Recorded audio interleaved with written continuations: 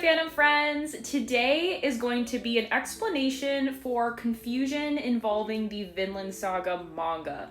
So I've gotten a lot of questions that have asked why the Japanese versions are so different than the English versions. So that's what we're going to break down today. So here are all of the Vinland Saga mangas that are currently out in the English format. So there are a total of 14.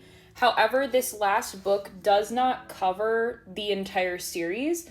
This stops at chapter 209, whereas there's actually 220 chapters total, with the last chapter coming out actually a few weeks ago. So there will eventually be a book 15 for the English edition. However, it's probably going to be very different, and we're probably not going to get that for a very long time, especially because the Japanese edition one has not come out yet. The author is still working on the cover. So we're going to have to wait probably at least a year for that, unfortunately. So taking one of these books, for example, there's actually going to be 2 manga in each of these. Instead of there being 14 manga, there's actually double that, so there's 28, which is covered in these 14 manga, but again, this is the English edition. I don't have an example of what the Japanese editions look like. However, they are just like a normal manga where you just get one story, which is very different, of course, compared to the English versions where there's 2 of these in one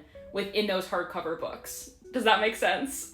Vinland Saga also has deluxe versions, which are very large books that look like textbooks, and they have 3 manga in them. So currently there are 8 of those. They're very large, and I do not have them to show. But yeah, that is my explanation for how the Vinland Saga books are broken down into Japanese, English, and then of course just the extra deluxe versions. I hope that all makes sense, but let me know in the comments if you have any further questions.